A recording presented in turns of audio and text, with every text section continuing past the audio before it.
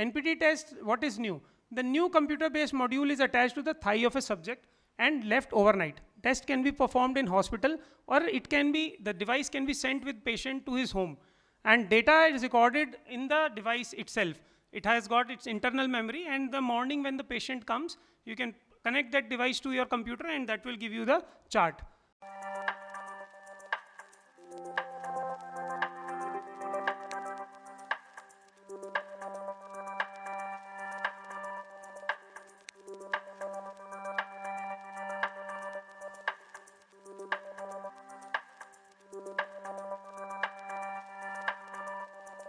Thank you, sir. Thank you for such a wonderful description. And I thank IASPM for listening to me and giving me an opportunity to host you all here. And here we are today, getting to know so many good things from so wonderful speakers. So now I'll come to my topic, and we have been listening since morning so many things that we should do this and we should do that. This is the evolution of sexology and so many things. But now comes to the part of modern. What is modern in our approach now? See, we are using medicines since ages. So now, when a patient comes to us, there should be some modern solutions available to us, some modern tools. Like we all use mobiles these days. We didn't have mobile in the in an era 20 years back. Like before 2000, nobody had mobile in their hand. Then we had mobiles. Then we had analog mobiles. Then we had smart mobiles. Now we have very smart mobiles. And the future is in front of us. So now, accordingly, there should be some developments in medical management, or as the saying goes, that you have to go with the time. जो समय के साथ नहीं चलते, समय आगे निकल जाता है, वो पीछे रह जाते हैं. So here is my topic: modern tools in management of sexual dysfunction, their benefits and disadvantages. The definition of, I think, sexual dysfunction, all of us know what is the definition. What is it? I'll go briefly into it. So sexual dysfunction is persistent recurrent problem with the sexual response, desire, orgasm or pain. The sexual response cycle traditionally includes excitement, plateau, orgasm and resolution. Some 43% of women and 31% of men report some degree of sexual dysfunction. I don't know, these statistics can be changed from region to region, but this is an overall conclusion. The sexual response involves a complex interplay of physiology, emotions, experiences, beliefs, lifestyle, relationships, as already told in the other lectures. Now, sexual dysfunction generally is classified into 4 categories: desire disorders, that is lack of sexual desire; arousal disorders, that is inability to become physically aroused; orgasmic disorders, that is delayed or absence of orgasm; and pain disorder, that is pain during the intercourse, that is vaginismus and all. So, symptoms of sexual dysfunction in males are inability to achieve erection, that is erectile dysfunction; absent or delayed ejaculation, that is retarded ejaculation; inability to control the timing, that is premature ejaculation. Now, in females, there is inability to achieve orgasm, inadequate vaginal lubrication before and during intercourse, and inability to relax the vaginal muscles, that is vaginismus. So, there are different causes for these sexual dysfunctions, like physical causes. Physical causes are and medical condition can cause problem with sexual function. These include diabetes, heart, vascular diseases, neurological disorders, hormonal imbalances, chronic disease such as kidney, liver failure, alcohol, and so forth. Now, psychological causes include work-related stress, anxiety, concerns about sexual performance, marital or relationship problems, depressions, feeling of guilt, concerns about body image, and effects of past sexual trauma. Now, with every day seeing so many reels and Facebook, shorts, people are so much obsessed with their body. I am a dermatologist also, so I see so many people concerned about their body. This we call as body dysmorphic disorder also in psychiatry. And we are seeing so many patients, they are willing to change the shape of their nose. They are not happy with the color of their face. They are not happy with their nails. They are not happy with their hairs. They are actually not happy with anything what they have. So they want everything to be upgraded. So, medications causing sexual dysfunction, they are non-prescriptional medicines like antihistamine, like diphenhydramine, cimetidine, which are available over the counter. Antidepressants like TCAs, monoamine oxidase, anti-mania medications like lithium, and sometimes SSRIs such as fluoxetine also, they also sometimes cause erectile dysfunction. Following medications may also cause erectile dysfunction like antihypertensive medicines, diuretics, spironolactone, centrally acting agents like aldomate and reserpine, alpha adrenergic blockers, beta adrenergic blockers, hormones, and leuprolide. So how is sexual dysfunction diagnosed? In most cases, sexual dysfunction patients recognize something interfering with his or her enjoyment of a sexual relationship. We usually begin with a complete history of symptoms and a physical examination. Diagnostic tests may be done, but to rule out medical problems mainly. So an evolution of attitude about sex as well as other possible contributing factors like fear, anxiety, past sexual trauma, relationship helps a clinician to understand the underlying cause of the problem and recommend the right treatment. So till date, we usually relied on history of the patient. Most of the time we will take a history and then we'll conclude, yes, this is the problem and that is where patient is having. But now as time passed, patient started asking more questions. Doctor Saab, how do you make this diagnosis? What is the basis of diagnosis? What are the tests I can undergo to confirm this diagnosis? So how is sexual dysfunction treated? Most type of sexual dysfunction can be treated by treating the underlying cause. Medications, when a medication is the cause of a dysfunction, a change in medication may help. For women, hormonal options such as estrogen and testosterone can be used. And in premenopausal women, there are two medications that are FDA approved to, for treating the low desire, that is fibanserin and bremelanotide. I think they are not yet available in India, as per my best knowledge. And mechanical aids such as vacuum devices, penile implants may help with patients with erectile dysfunction and inability to achieve and maintain erection. Vacuum devices are now available, as you can see in the display area also, trade area, they have a vacuum device available now. So sex therapy is basically a sex therapist can help people experience and get rid of their sexual problems. Behavioral treatments that includes various techniques such as in relationship, a technique such as self-stimulation, arousal. I think we have a workshop also on that. Psychotherapy, therapy with a trained counselor can help you address sexual trauma. Education and communication, that is very important.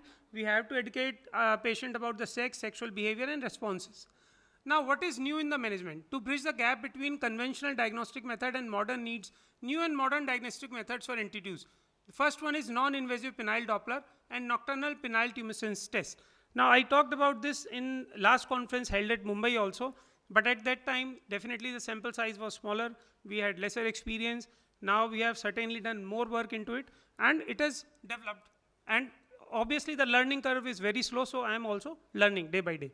So non-invasive penile Doppler is a significant number of men under 40 who experience erectile dysfunction. In the past, vast majority of cases were thought to be psychogenic in nature, but studies have identified organic etiologies in 15 to 72% of the men with ED under 40. The significant prevalence of vascular etiologies of ED in young men should prompt consideration of nocturnal penile tumescence testing and penile Doppler ultrasound. But, this is a big but, because NPT needs proper setup and it's time consuming, and penile Doppler needs injection papaverine to be given in the penis, which was rightly mentioned by Dr. Sarath. If you don't know how to manage priapism, don't do it.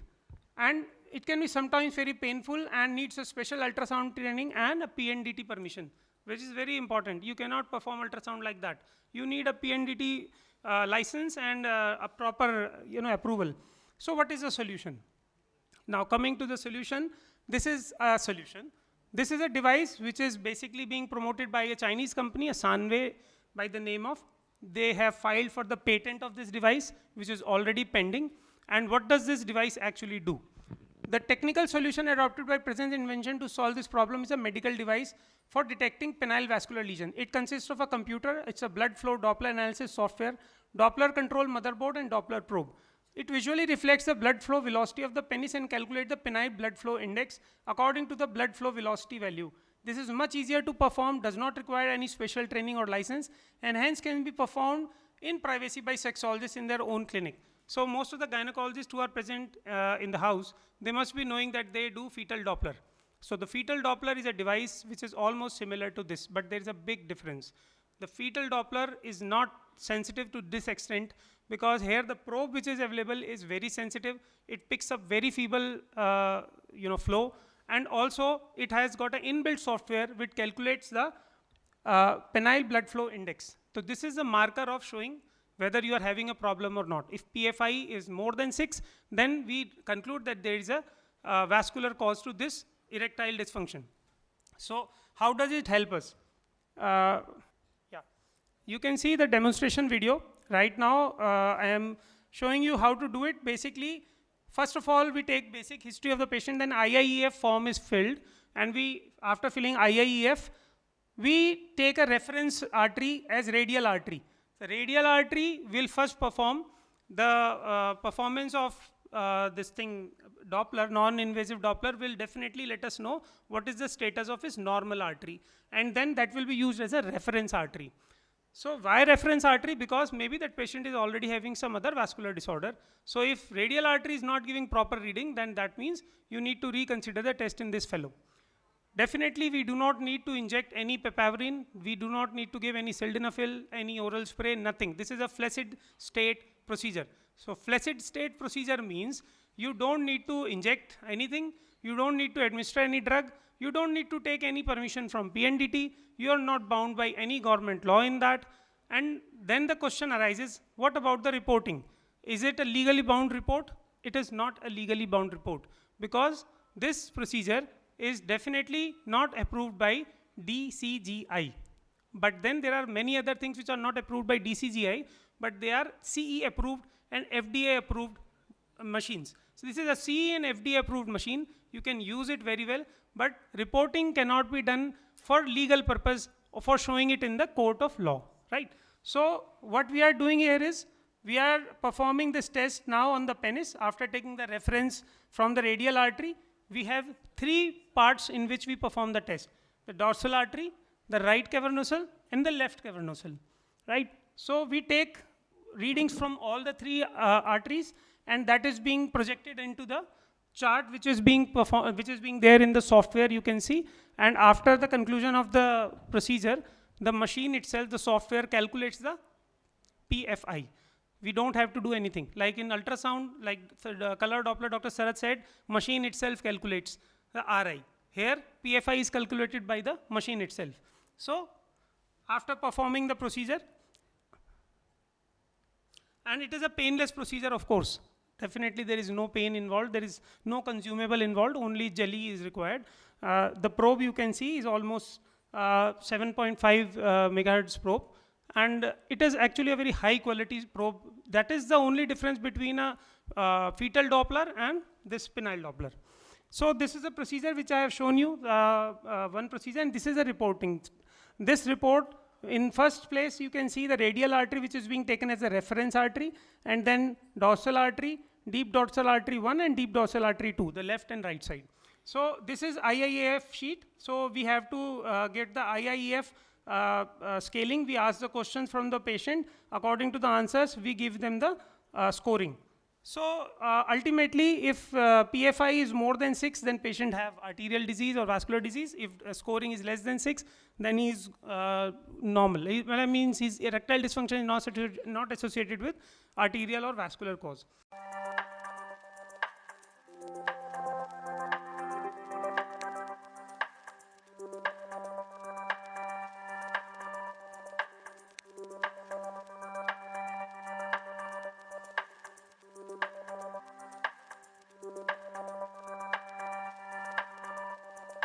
So this is the patent information that I was telling you. The application is still pending. They have already filed for the patent. And we are using this machine for last 2+ years, more than 2 years now, and have performed 118 penile Doppler till date. And we have successfully detected 23 cases of vasogenic ED, which we definitely confirmed by color Doppler. Why we are confirming it by color Doppler? Because it is just a new technique. And we still don't want to land up in a legal soup. So we do confirm it. And till date, we have confirmed all the cases, and yes, they were found to be of vasculogenic cause. And they were treated with many other treatments like extracorporeal shockwave therapy, oral medication, and other methods. Now, nocturnal penile NPT test has been used in the past as a means of separating neurogenic cause from psychogenic erectile dysfunction. If an individual with erectile dysfunction was documented to attain a full erection while sleeping, a psychogenic basis for the erectile dysfunction was presumed to be present. Now, NPT or sleep-related erection have been measured since 1916s. Initially, a mercury strain gauge was used to measure penile circumference. Later, then a standardized scoring system with definition of measurement and assessment of penile rigidity was added. Now, the vast majority of SREs are temporarily related to REM sleep. Typically, erection initiates during the transition from NREM to REM sleep, with full tumescence throughout the REM. Rigidity is defined as penile buckling resistance and is often one of the most important components of NPT test. The NPT test, what is new? The new computer-based module is attached to the thigh of a subject, and left overnight. Test can be performed in hospital, or the device can be sent with patient to his home. And data is recorded in the device itself. It has got its internal memory, and the morning when the patient comes, you can connect that device to your computer, and that will give you the chart. So you can see this is a device. This is a small device, smaller than mobile phone, weighing just only around 150, 200 grams, 150 grams. And you can strap it to the thigh. And this is how data is collected. So it will give you a data that whether the person had a nocturnal penile tumescence or not. And this is much, much more comfortable compared to the previous methods used to do the NPT. This is how it is done. So if an individual with erectile dysfunction was documented to attain a full erection while sleeping, a psychogenic basis for erectile dysfunction are presumed to be present. Now, what is new in the treatment? Now, we have diagnosed the patient. Patient says, okay, Doc Saab, well done. You have diagnosed me. I am a case of so-and-so thing, erectile dysfunction. Now what? I have already taken so many medicines. What else you can do? You are a sexologist, so you must be different from somebody else. So then, what is new with you? So we have extracorporeal shockwave therapy, we have male sexual dysfunction therapy machine, and we have RF devices. Now, extracorporeal shockwave therapy machines are available in plenty in country now. Now, when I started practicing around about, I'm practicing since 2009, and I started sexology practice as soon as started my dermatology practice. So at that time, there were no devices available, but for last 5 to 6 years, there are so many devices available. They are linear ESWT, they are now non-linear ESWT, and they are cheaper ones like 50,000, 60,000, and they are really costly ones available like 50 lakhs also. So these are devices, they are having linear focusing shockwave for treatment of vascular erectile dysfunction. Energy from the shockwaves basically leads to new blood vessel growth through a process called angiogenesis, and shockwaves have shown excellent result in the treatment of vascular erectile dysfunction. Well, it varies from patient to patient. Not every patient of vasculogenic cause shows good improvement. Those with having arteriogenic cause shows good improvement, but those having venous cause, that is the venous cause which Dr. Sarath mentioned in his talk, where there is flow is not controlled. The venous flow does not stop and it goes back. So there, this device is useless, right? It only works in arteriogenic cause. Now coming to the male sexual dysfunction therapy machine, MSDT. This is again by Sanway. This Sanway company is actually having so many devices.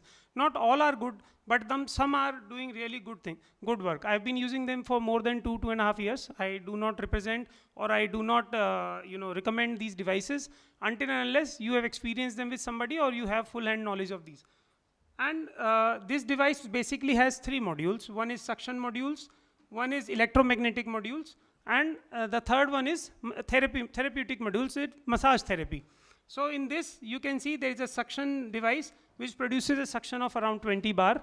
And these are electromagnetic modules which gives electromagnetic stimulation like in traditional Chinese medicine, or you must have heard about the needle therapy or acupuncture therapy you must have heard. It is almost the same principle, right?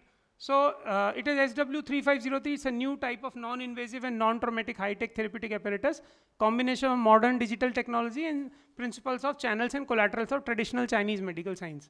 It applies extracorporeal therapy to use which is safe, painless, non-dependent, and negative pressure suction, pneumatic massage and water massage are there. Applicable range are male sexual dysfunction, erectile dysfunction, prostate disease like prostatitis, prostatic hyperplasia. And therapeutic functions are low frequency, electric pulse stimulation, vacuum negative pressure, pneumatic massage, water massage, bubble massage, and so on and so forth. And this device is good, but then again, when I initially started working, since the learning curve is very high and very slow, these devices gave me sleepless night because some patient developed swelling on their penis, some had bruising on their penis, and I was also terrified because there are no proper guidelines available how to use it, how much pressure to be used, and the learning curve is very slow. So you have to, do and learn. Whatever guidelines the company is providing, they're not sufficient at all. So now this is a RF device which I have started using off lately only 1 year back. This is Vertica by Omid. It's an Israeli company, and they are also making wonderful devices for sexual disorders. Now this device It is basically this device, what it does is Vertica addresses significant unmet need in the sexual health market by utilizing radio frequency technology to restore and enhance the penile erectile mechanism by stimulating collagen production in corpora cavernosa. Vertica is intended to use both by men experiencing erectile difficulties and those wishing to optimize erectile function and prevent ED due to erectile mechanism. Well, this is a good device, non-invasive, easy to use, or to be used only twice a week for 15 to 30 minutes, rehabilitates the tunica albuginea, allows for spontaneity. Unlike medication, injection or vacuum, Vertica eliminates the need to time treatment with sexual activity. High efficacy, safety profile is very good. There is no side effect and no adverse effect whatsoever, except patient feels a lot of heat while we perform this procedure. Sometimes patient abort the procedure because of heat, but hardly 1%. Now the benefits of modern tool, it makes diagnosis more scientific and conclusive, easy to perform tests with less subjective variation, better therapeutic option with less adverse effects and more options to explore. Disadvantages are results are not standardized and most of the tools are not FDA approved. Cost is also a limiting factor. Initial cost of machine is high and ROI is difficult. Learning curve is very, very long and time consuming. So disadvantages of modern therapeutic tools, results are variable and may differ in significantly in different patients. I think this time up has expired. This has to be removed. Results are variable and may differ significantly in different patients. Most of the therapies are still not FDA approved. Devices are costly and ROI is difficult, and trained operators are difficult to find. That is also again a very difficult problem. For performing these therapies, you cannot always be present and you cannot leave always OPD. You need trained therapeutic trainers, and definitely you have to train them because there is nobody available in the market. So with this I finish my talk, and I don't want to tell anybody, but I think everybody knows this couple. This has been classically represented in this drama, Masters of Sex. Masters and Johnson, they are very famous for providing insight into human sexology, and they have done a lot of work. And I think with this I would like to conclude my talk. Thank you very much. Thank you, Varun Bhai. This is the advantage of learning, or advantage of attending the conferences. You learn so many new things, you come to know about so many new devices are available in the market. If you do the routine practice, you may not know all these things. Excellent talk, Varun Bhai. We are open for one or two questions. Varun introduced most of the non-invasive newer coming, and he is taking the sexual medicine next level. Next level. Sir, patient is next level these days. Patient wants something new from us. Yes. Wonderful lecture, Varun. I'm using most of these gadgets, except that the last one you said, Vertica, what is that? Yes, Vertica by Oman. I'll get it. Acupuncture I'm using, vacuum therapy I'm using, hydrotherapy I'm using, pneumotherapy I'm using, bubble therapy I'm using. Most of them, they do work to some extent. Yes. And most of them, they have got psychological effect also, because you are offering something new. The only thing I wanted to comment upon the Doppler device is, since you are doing only in the flaccid state, you are not going to expand that one for the erection, this one. So you are doing only passive work. Yes. Because the venogenic occlusion comes to the picture only when you give a vasoactive tablet or injection. So that also you can try with that one. Probably if you can do that one and expand your studies of the Doppler, what you are doing with vasoactive drug, either tablet or injection or a patch or a spray. Next conference, I promise you. You'll be doing wonderful work. Next conference, I'll be presenting. Yeah. And I do agree with whatever you said, because all other gadgets, they are working, especially low energy shockwave therapy. I'm using both the machines. The one old one, MedBeam, that I purchased for 28 lakhs. Now it is available only for about 1 lakh and 28. Yes, sir. Where is 28 lakhs? Where is 1 lakh 28? Congratulations. Thank you. Thank you, sir. Thank you. I request all the office bearers to come on the dais and felicitate Varun Bhai, Tareja ji, Radha Krishna Bhai, Nilima ji, Bala Murugan ji,